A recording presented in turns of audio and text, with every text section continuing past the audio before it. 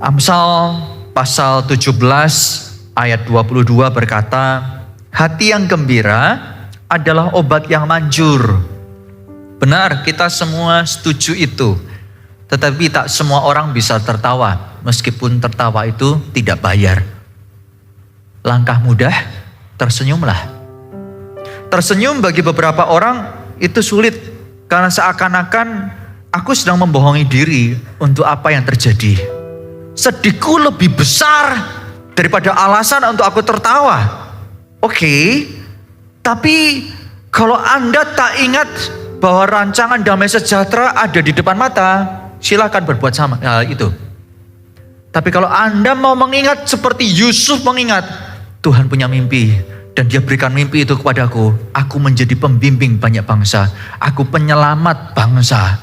Maka meskipun susah keadaan sekarang, Dia pilih rawat jiwanya, rawat fisiknya, tidak memilih. Aku kalau tersenyum, aku menyangkali realita hidupku susah. Enggak, bukan saudara. Tersenyum itu bukan membohongi diri. Tersenyum bukan karena hilang waras. Tersenyum bukan berarti tak pernah menangis. Tersenyum bukan karena saking pahitnya dan tak tahu harus bagaimana. Tersenyum itu karena Anda masih perlu hidup. Tersenyum karena Anda masih perlu kuat. Tersenyum karena Anda harus pergi suatu hari nanti menemui kepada siapa Tuhan mengutus Anda, bicara kepada mereka. Tersenyum Anda harus lakukan karena itu hak Anda.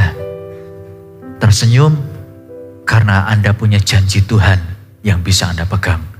Tersenyum itu adalah hak Anda, karena dalam senyuman bisa mendapatkan kekuatan baru. Pak, hilang waras bisa nggak? Bisa. Beberapa orang senyumnya menjadi gak jelas. Jangan diikuti. Tersenyumlah dengan alasan yang jelas.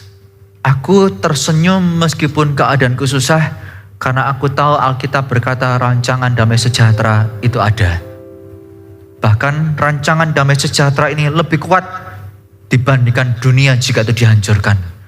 Rancangan damai sejahtera ini lebih hebat daripada semua kerusakan yang bisa iblis lakukan. Meskipun aku belum bisa melihat hari depan, aku pilih untuk melakukannya. Karena aku tahu daripada aku mati di penjara karena gak melakukan apa-apa, aku pilih mengalami petualangan baru bersama Tuhan dengan melakukan firman-Nya. Amsal 17 ayat 22 tadi dilanjutkan, tetapi semangat yang patah itu mengeringkan tulang. Mengeringkan tulang. Dalam versi BIMK dikatakan, hati yang gembira menyehatkan badan. Hati yang murung mematahkan semangat. Sedih itu memang bagian dari kehidupan. Sedih gak mungkin kita bisa tutupi. Karena meskipun orang berhasil kita kibulin, aku gak sedih kok. Hati kita tuh gak bisa memungkiri. Tapi jangan biarkan sedih itu menguasai. Karena kalau sedih itu merenggut hidup Anda dan mendominasi, maka yang terjadi bisa seperti Yakub, ayah dari Yusuf. Pada saat dia mendengar kabar Yusuf itu ternyata diterkam oleh binatang, Kejadian pasal 37 ayat 34 sampai 35 berkata, dan Yakub mengoyakkan jubahnya.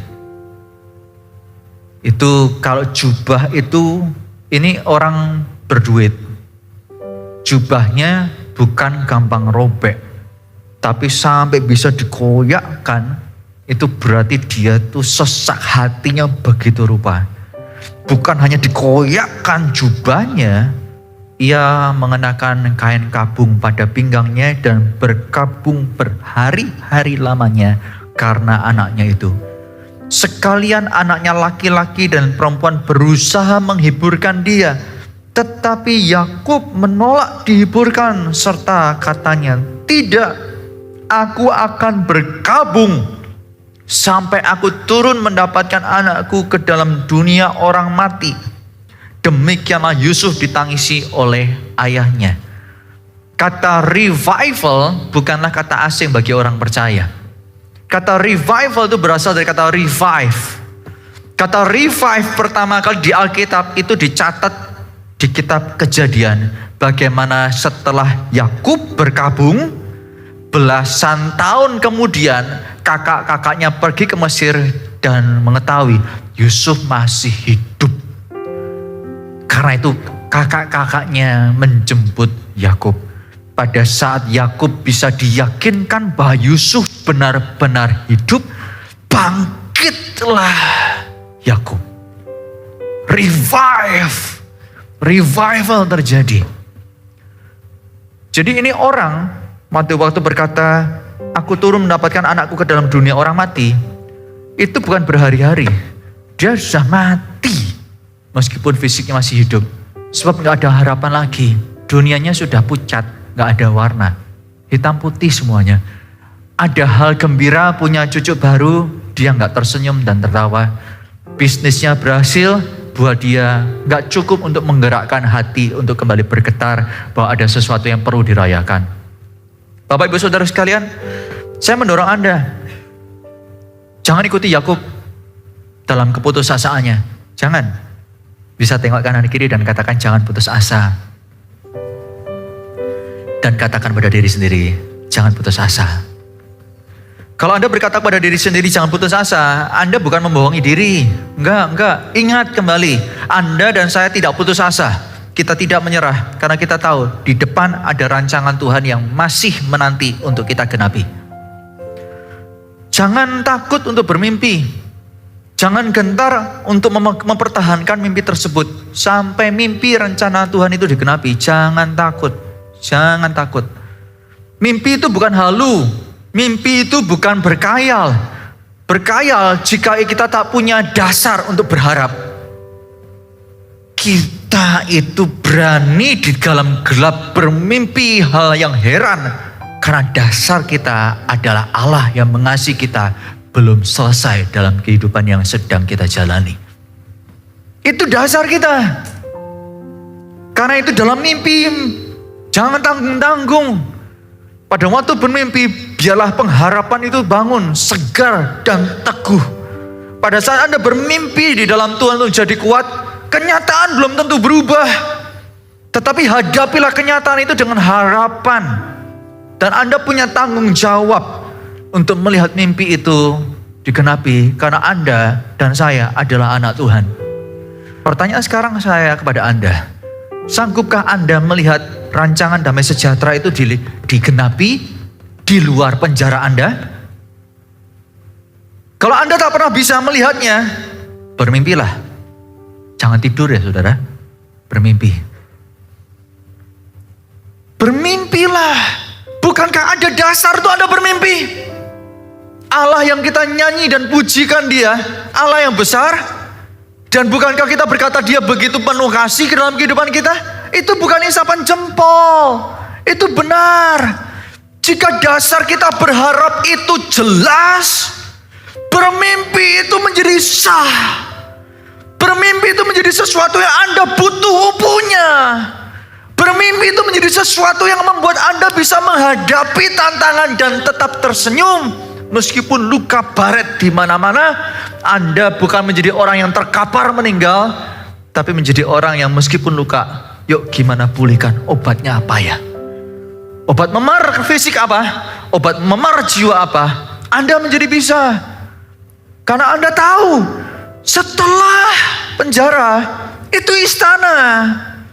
Bukan berarti bicara soal harta, tetapi soal Anda melakukan fungsi yang Tuhan telah tetapkan bagi Anda.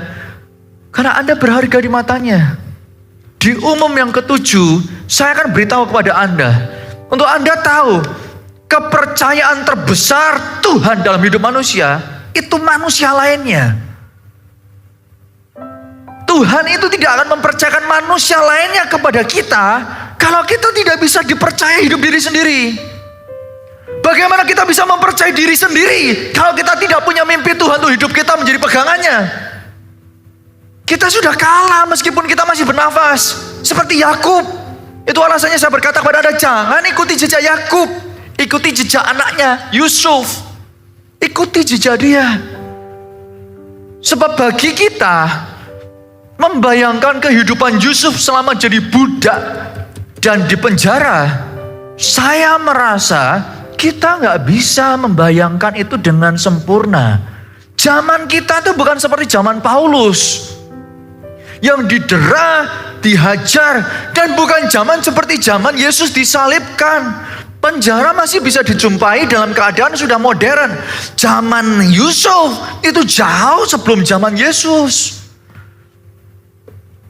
Dan setiap zaman Tuhan itu beri kemampuan kita untuk menjalaninya. Tidak ada Tuhan biarkan pencobaan lebih besar daripada kapasitas kita. Saya mendorong Anda, bermimpilah. Kalau tadi kita memberi nasihat ke kanan kiri jangan menyerah, bisa dilanjutkan, bermimpilah. Supaya Anda gak menyerah, Anda perlu punya mimpi. Mimpi apa Pak? Jadi profesor, doktor, presiden. Ya kalau itu memang mimpi yang Tuhan taruh dalam kehidupan Anda gak apa-apa. Tapi bermimpilah, berani. Jadikan mimpi Anda kekuatan Anda untuk bergerak.